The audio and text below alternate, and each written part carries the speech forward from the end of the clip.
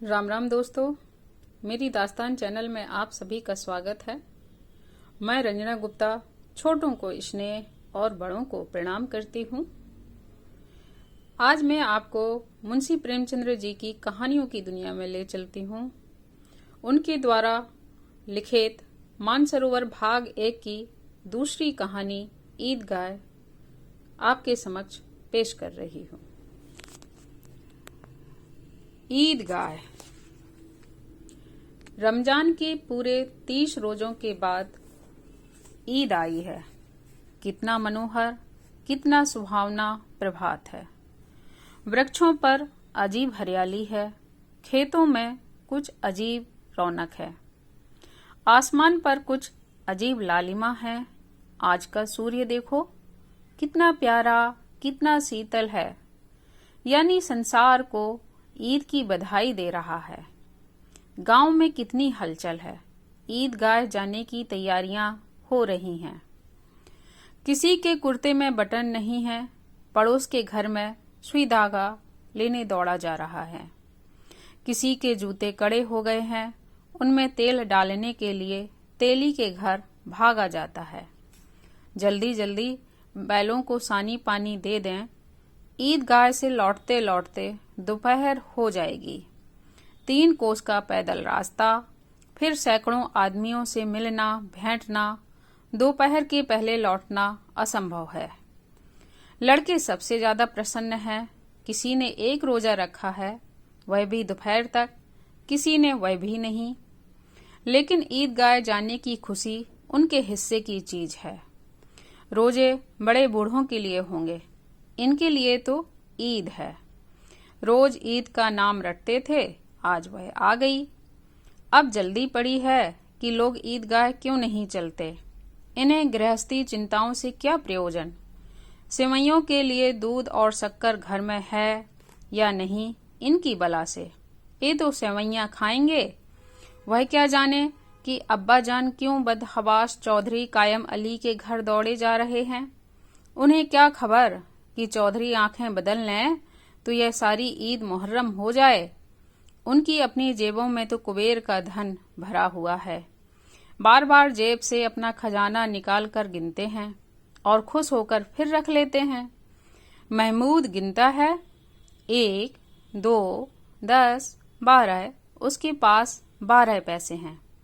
मोहन सिंह के पास 1, 2, 3, 8, 9, 15 पैसे हैं। इन्हीं अनगिनती पैसों में अनगिनती चीजें लाएंगे।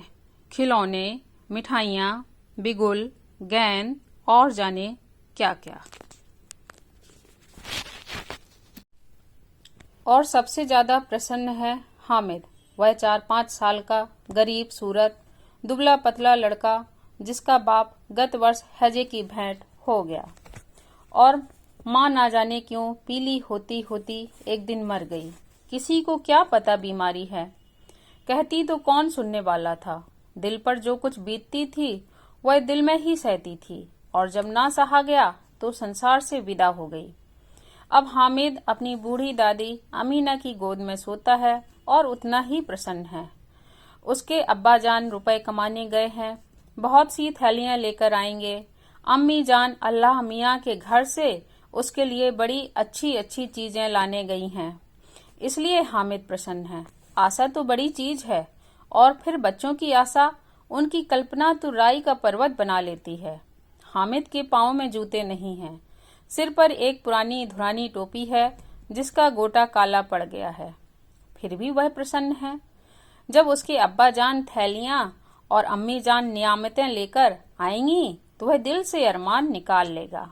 तब देखेगा मोहसिन, नूरे और सम्मी कहाँ से उतने पैसे निकालेंगे। अभागिन अमीना अपनी कोठरी में बैठी रो रही है। आज ईद का दिन, उसके घर में दाना नहीं।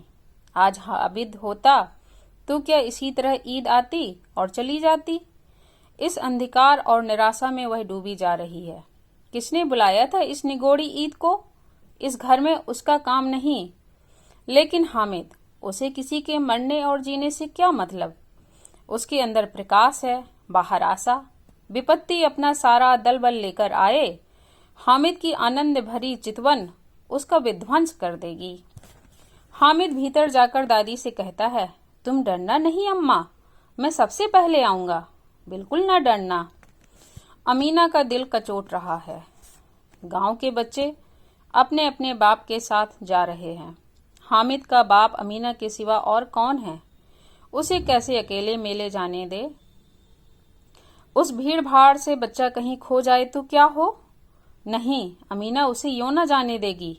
नन्ही सी जान, 3 कोस चलेगा कैसे? पैर में छाले पड़ जाएंगे, जूते भी तो नहीं हैं। वह थोड़ी थोड़ी दूर पर उसे गोद में ले लेती, लेकिन यहाँ सिवैयां कौन पकाएगा? पैसे होते तो लौटते लौटते सब सामग्री जमा करके चटपट बना लेती। यहाँ तो घंटों चीजें जमा करने में लगेंगे। मांगे का ही तो भरोसा ठहरा। उस दिन फईमन के कपड़े सिले थे, 8 आने पैसे मिले थे। उस अठन्नी को ईमान की तरह बचाती चली आती थी इसी ईद के लिए। लेकिन कल ग्वालन सिर पर सवार हो गई तो क्या करती? हामिद के लिए कुछ नहीं है तो 2 पैसे का दूध तो चाहिए ही। अब तो कुल 2 आने पैसे बच रहे हैं। 3 पैसे हामिद की जेब में, 5 अमीना के बटुए में। यही तो बिसात है और ईद का त्योहार। अल्लाह ही बेड़ा पार लगाए। धोबिन और नाइन और मेहतरानी और चुड़ीहारिन सभी तो आएंगी। सभी को सिवैयां चाहिए और थोड़ा किसी को आंखों नहीं लगता। किस किस से मुँह चुराएगी और मुँह क्यों चुराए? साल भर का त्योहार है। जिंदगी खैरियत से रहे, उनकी तकदीर भी तो उसी के साथ है। बच्चे को खुदा सलामत रखे, ये दिन भी कट जाएंगे। गांव से मेला चला और बच्चों के साथ हामिद भी जा रहा था। कभी सबके सब दौड़कर आगे निकल जाते, फिर किसी पेड़ के नीचे खड़े होकर साथ वालों का इंतजार करते। यह लोग क्यों इतना धीरे धीरे चल रहे हैं? हामिद के पैरों में तो जैसे पड़ लग गए हैं। वह कभी थक सकता है? शहर का दामन आ गया। सड़क के दोनों ओर अमीरों के बगीचे हैं। पक्की 4 दीवारी बनी हुई है। पेड़ों में आम और लीचियां लगी हुई हैं। कभी कभी कोई लड़का कंकड़ी उठाकर आम पर निशाना लगाता है। माली अंदर से गाली देता हुआ निकलता है। लड़के वहां से एक फलांग पर हैं, खूब हंस रहे हैं। माली को कैसा उल्लू बनाया है। बड़ी बड़ी इमारतें आने लगीं। यह अदालत है, यह कॉलेज है, यह क्लब घर है। इतने बड़े कॉलेज में कितने लड़के पढ़ते होंगे? सब लड़के नहीं हैं जी, बड़े बड़े आदमी हैं। सच, उनकी बड़ी बड़ी मूछें हैं। इतने बड़े हो गए, अभी तक पढ़ने जाते हैं। ना जाने कब तक पढ़ेंगे और क्या करेंगे इतना पढ़कर। हामिद के मदरसे में तो 2-3 बड़े बड़े लड़के हैं, बिल्कुल 3 कौड़ी के। रोज मार खाते हैं, काम से जी चुराने वाले। इस जगह भी उसी तरह के लोग होंगे और क्या। क्लब घर में जादू होता है। सुना है यहाँ मुर्दों की खोपड़ियां दौड़ती हैं और बड़े बड़े तमाशे होते हैं, पर किसी को अंदर नहीं जाने देते। और वहाँ शाम को साहब लोग खेलते हैं, बड़े बड़े आदमी खेलते हैं, मूछों दाढ़ी वाले और मैमें भी खेलती हैं। सच, हमारी अम्मा को यह दे दो, क्या नाम है, बैट, तो उसे पकड़ ही ना सकें, घुमाते ही लुढ़क जाएं। महमूद ने कहा। हमारी अम्मी जान का तो हाथ कांपने लगे। अल्लाह कसम, महमूद ने कहा।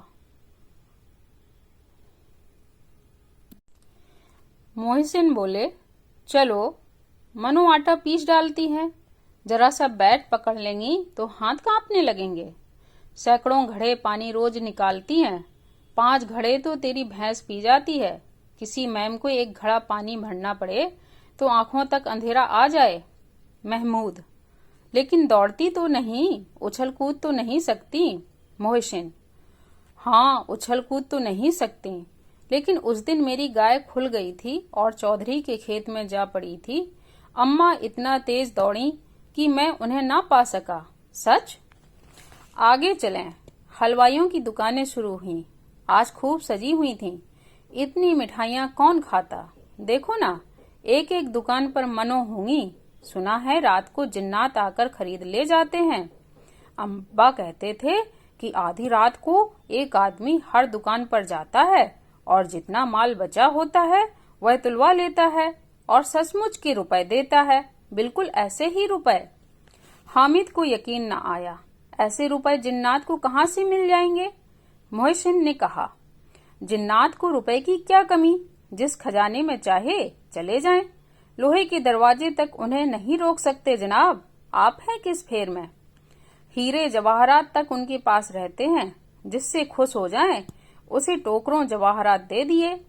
अभी यहीं बैठे हैं, 5 मिनट में कलकत्ता पहुंच जाएं। हामिद ने फिर पूछा, जिन्नात बहुत बड़े बड़े होते हैं? मोहसिन, एक एक सिर आसमान के बराबर होता है जी। जमीन पर खड़ा हो जाए तो उसका सिर आसमान से जा लगे, मगर चाहे तो एक लोटे में घुस जाए। हामिद, लोग उन्हें कैसे खुश करते होंगे? कोई मुझे यह मंत्र बता दे तो एक जिन्ने को खुश कर लूं। मोहसिन, अब यह तो ना जानता, लेकिन चौधरी साहब के काबू में बहुत से जिन्नात हैं। कोई चीज चोरी हो जाए, चौधरी साहब उसका पता लगा देंगे और चोर का नाम बता देंगे।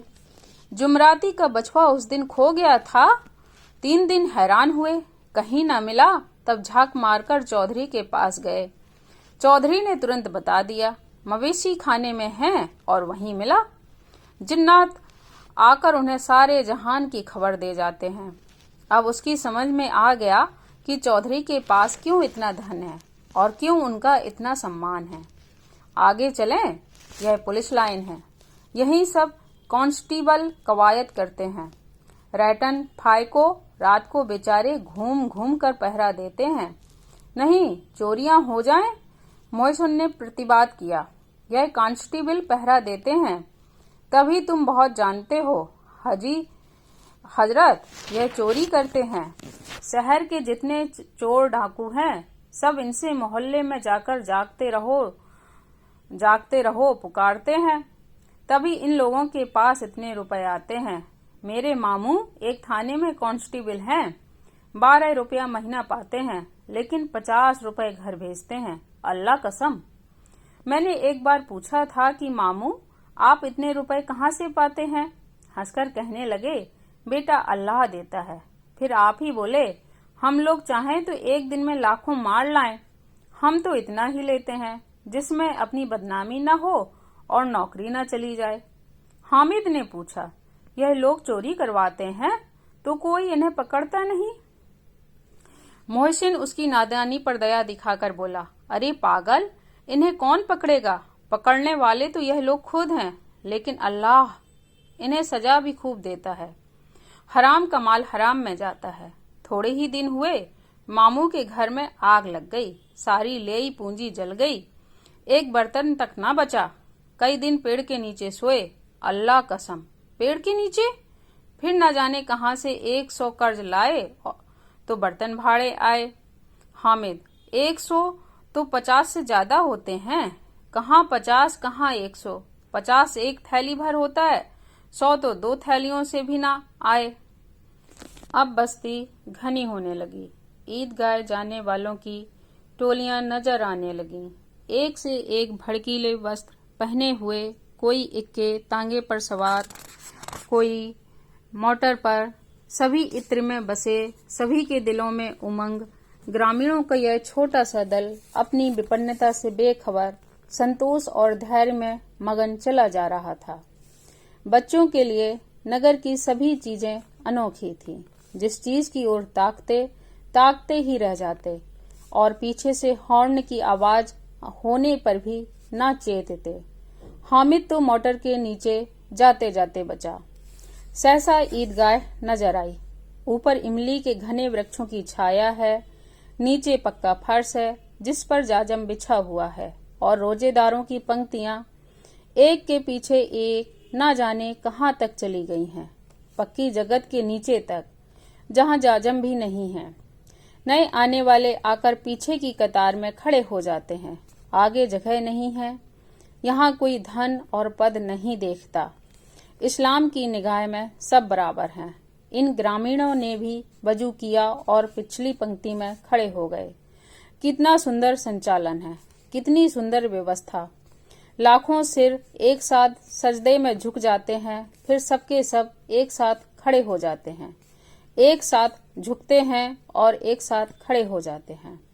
एक साथ झुकते हैं और एक साथ खड़े हो जाते हैं। कई बार यही क्रिया होती है, जैसे बिजली की लाखों बत्तियां एक साथ प्रदीप्त हों और एक साथ बुझ जाएं, और यही क्रम चलता रहे। कितना अपूर्व दृश्य था, जिसकी सामूहिक क्रियाएं, विस्तार और अनंतता हृदय को श्रद्धा और गर्व और आत्मानंद से भर देती थीं। मानो भ्रातृत्व का एक सूत्र इन समस्त आत्माओं को एक लड़ी में पिरोए हुए है। नमाज खत्म हो गई, लोग आपस में गले मिल रहे हैं। तब मिठाई और खिलौने की दुकान पर धावा होता है। ग्रामीणों का यह दल इस विषय में बालकों से कम उत्साही नहीं है। यह देखो, हिंडोला है, 1 पैसा देकर चढ़ जाओ। कभी आसमान पर जाते हुए मालूम होगे, कभी जमीन पर गिरते हुए। यह चरखी है, लकड़ी के हाथी, घोड़े, ऊंट छड़ों में लटके हुए हैं। 1 पैसा देकर बैठ जाओ और 25 चक्रों का मजा लो। महमूद और मोहसिन और नूरे और सम्मी इन घोड़ों और ऊंटों पर बैठते हैं। हामिद दूर खड़ा है, 3 ही तो पैसे हैं उसके पास। अपने कोस का 1/3 जरा सा चक्कर खाने के लिए नहीं दे सकता। सब चरखियों से उतरते हैं, अब खिलौने लेंगे। इधर दुकानों की कतारें लगी हुई हैं, तरह तरह के खिलौने हैं, सिपाही और गुजरिया, राज और वकील, भिस्ती और धोबिन और साधु। वाह, कितने सुंदर खिलौने हैं, अब बोलना ही चाहते हैं। महमूद सिपाही लेता है, खाकी वर्दी और लाल पगड़ी वाला, कंधे पर बंदूक रखे हुए मालूम होता है अभी कवायद किए चला आ रहा है। मोहसिन को भिस्ती पसंद आया, कमर झुकी हुई है, ऊपर मशक रखे हुए है। मशक का मुंह एक हाथ से पकड़े हुए है, कितना प्रसन्न है, शायद कोई गीत गा रहा है, बस मशक से पानी उड़ेलना ही चाहता है। नूरे को वकील से प्रेम है, कैसी विद्वता है उसके मुख पर।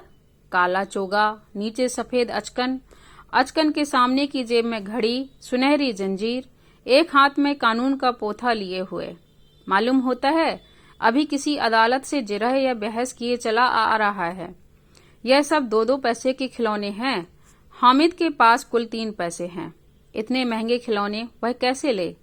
खिलौना कहीं हाथ से छूट पड़े तो चूर चूर हो जाए, जरा पानी पड़े तो सारा रंग घुल जाए। ऐसे खिलौने लेकर वह क्या करेगा, किस काम के? मोहसिन कहता है, मेरा भिस्ती रोज पानी ले जाएगा साँझ सवेरे।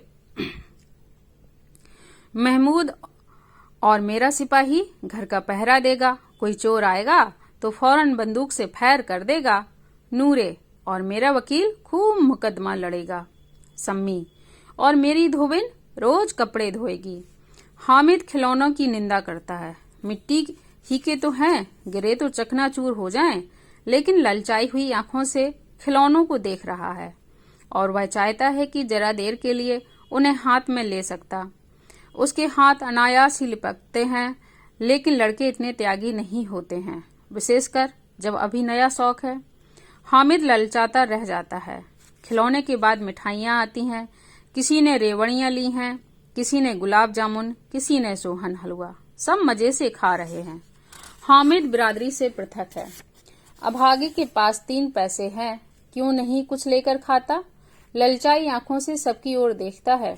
मोहसिन कहता है, हामिद रेवड़ी ले जा, कितनी खुशबूदार हैं। हामिद को संदेह हुआ ये केवल क्रूर विनोद है। मोहसिन इतना उदार नहीं है, लेकिन यह जानकर भी वह उसके पास जाता है। मोहसिन दोने से एक रेवड़ी निकालकर हामिद की ओर बढ़ाता है।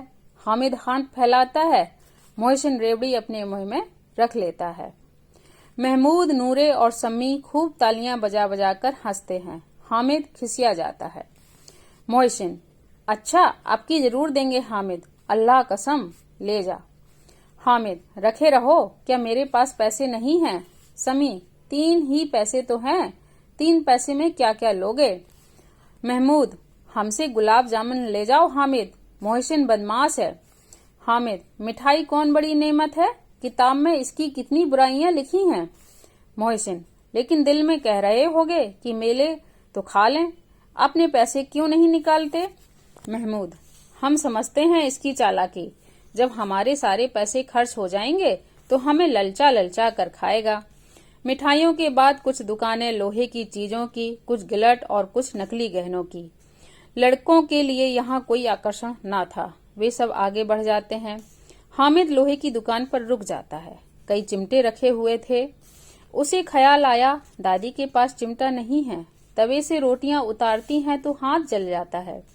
अगर वह चिमटा ले जाकर दादी को दे दे तो वह कितना प्रसन्न होंगी। फिर उनकी उंगलियां कभी नहीं जलेंगी। घर में एक काम की चीज हो जाएगी। खिलौने से क्या फायदा, व्यर्थ में पैसे खराब होते हैं। जरा देर ही तो खुशी होती है, फिर तो खिलौनों की कोई आंख उठाकर नहीं देखता।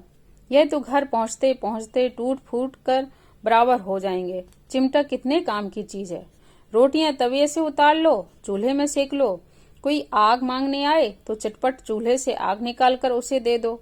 अम्मा बेचारी को कहाँ फुर्सत है कि बाजार आए, और इतने पैसे ही कहाँ मिलते हैं, रोज हाथ जला लेती हैं। हामिद के साथी आगे बढ़ गए हैं। सबील पर सबके सब शरबत पी रहे हैं। देखो सब कितने लालची हैं। इतनी मिठाइयां ली, मुझे किसी ने एक भी न दी। उस पर कहते हैं मेरे साथ खेलो, मेरा यह काम करो। अब अगर किसी ने कोई काम करने को कहा तो पूछूंगा, खाएं मिठाइयां, आप मुंह सड़ेगा, फोड़े फुंसियां निकलेंगी, आप ही जवान कटचटोरी हो जाएगी। तब घर से पैसे चुराएंगे और मार खाएंगे। किताब में झूठी बातें थोड़ी ही लिखी हैं, मेरी जबान क्यों खराब होगी। अम्मा चिमटा देखते ही दौड़कर मेरे हाथ से ले लेंगी और कहेंगी, मेरा बच्चा अम्मा के लिए चिमटा लाया है, कितना अच्छा लड़का है। इन लोगों के खिलौने पर कौन इन्हें दुआएं देगा। बड़ों की दुआएं सीधे अल्लाह के दरबार में पहुंचती हैं और तुरंत सुनी जाती हैं। मैं भी इनसे मिजाज क्यों सहूं, मैं गरीब सही, किसी से कुछ मांगने तो नहीं जाता। आखिर अब्बा जान कभी न कभी आएंगे, अम्मा भी आएंगी ही। फिर इन लोगों से पूछूंगा, कितने खिलौने लोगे। एक एक को टोकरियों खिलौने दूं और दिखा दूं कि दोस्तों के साथ इस तरह का सलूक किया जाता है।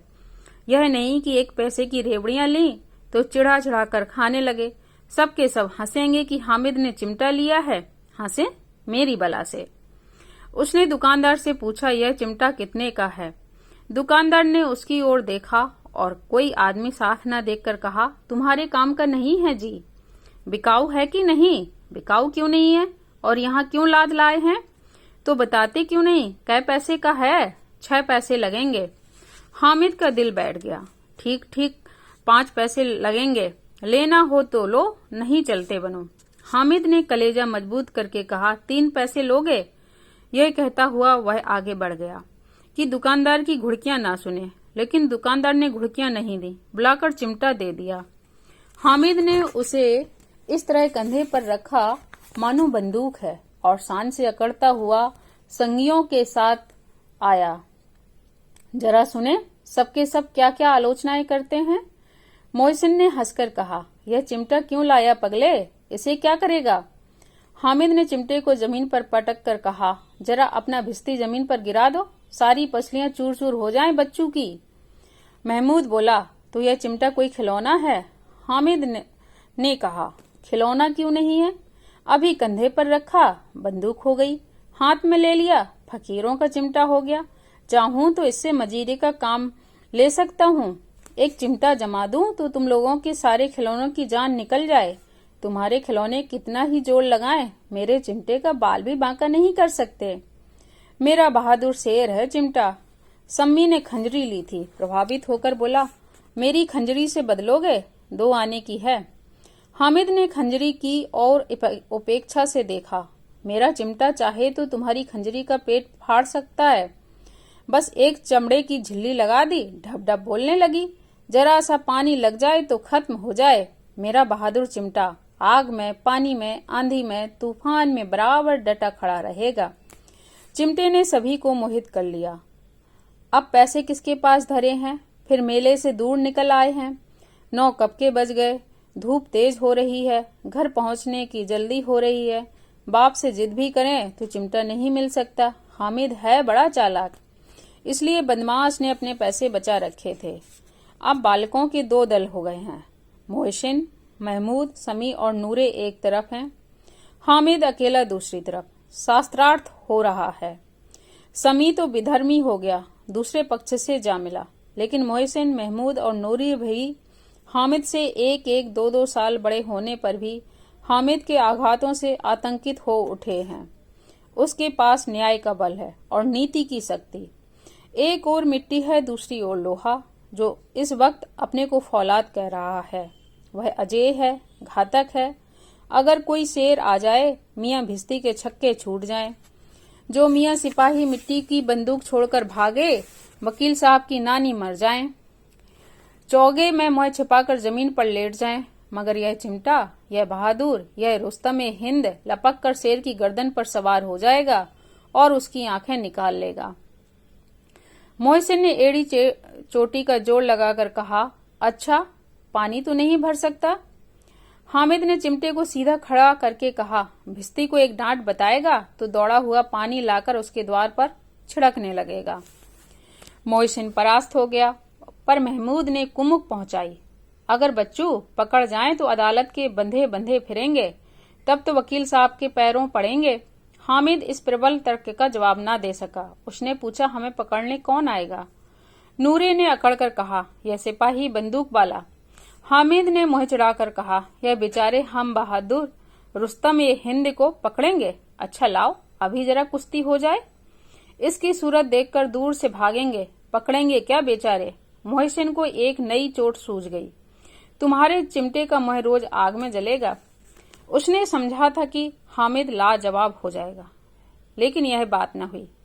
हामिद ने तुरंत जवाब दिया, आग में बहादुरी कूदते हैं जनाब। तुम्हारे ये वकील, सिपाही और भिस्ती लौड़ियों की तरह घर में घुस जाएंगे। आग में वह काम है जो ये रुस्तम-ए-हिंद ही कर सकता है। महमूद ने एक जोड़ लगाया, वकील साहब कुर्सी मेज पर बैठेंगे। तुम्हारा चिमटा तो बावर्ची खाने में जमीन पर पड़ा रहने के सिवा और क्या कर सकता है? इस तर्क ने सम्मी और नूरे को भी सही कर दिया। कितने ठिकाने की बात कही है पट्टे ने। चिमटा बावर्ची खाने में पड़ा रहने के सिवा और क्या कर सकता है? हामिद को कोई फड़कता हुआ जवाब ना सूझा, तो उसने धांधली शुरू की, मेरा चिमटा बावर्ची खाने में नहीं रहेगा। वकील साहब कुर्सी पर बैठेंगे तो जाकर उन्हें जमीन पर पटक देगा और उनका कानून उनके पेट में डाल देगा। बात कुछ बनी नहीं, खासी गाली गलौज थी, लेकिन कानून को पेट में डालने वाली बात छा गई। ऐसी छा गई कि तीनों सूरमा मुंह ताकते रह गए, मानो कोई धेलचा कनकौआ किसी गंडे वाले कनकौए को काट गया हो। कानून मुंह से बाहर निकलने वाली चीज है, उसको पेट के अंदर डाल दिया जाना बेतुकी सी बात होने पर भी कुछ नयापन रखती है। हामिद ने मैदान मार लिया। उसका चिमटा रुस्तम-ए-हिंद है।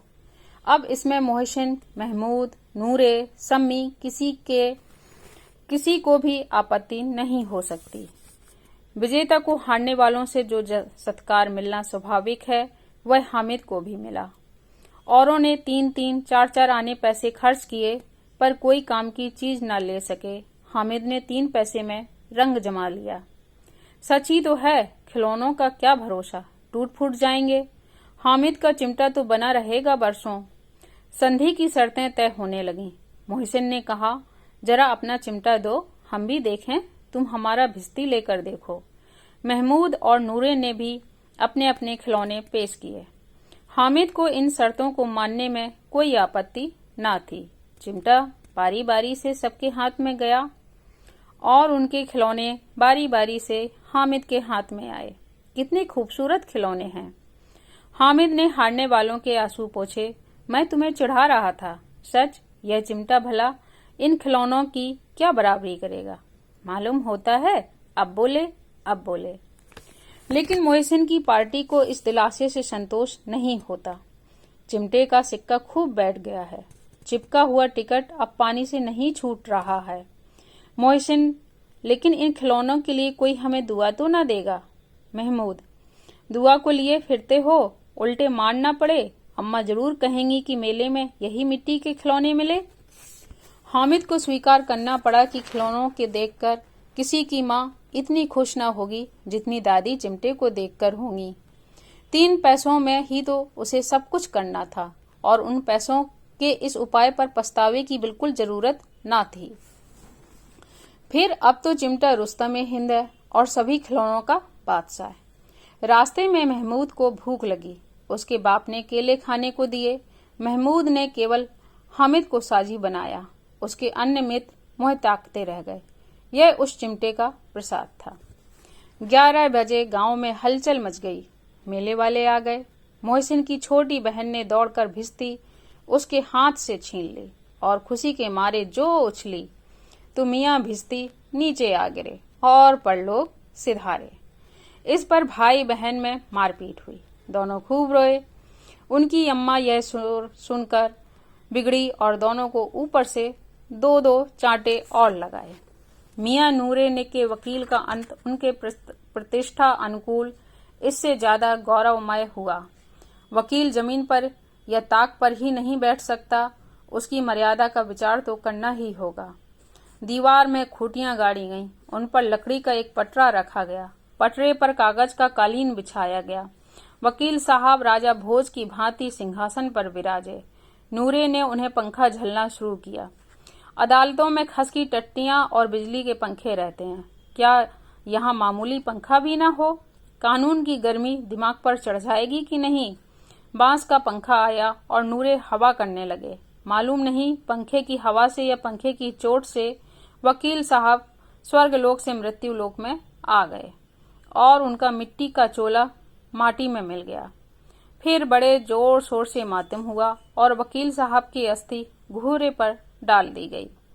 अब रहा महमूद का सिपाही। उसे चटपट गांव का पहरा देने का चार्ज मिल गया। लेकिन पुलिस का सिपाही कोई साधारण व्यक्ति तो नहीं जो अपने पैरों चले, वह पालकी पर चलेगा। एक टोकरी आई, उसमें कुछ लाल रंग के फटे पुराने चीथड़े बिछाए गए, जिसमें सिपाही साहब आराम से लेटे।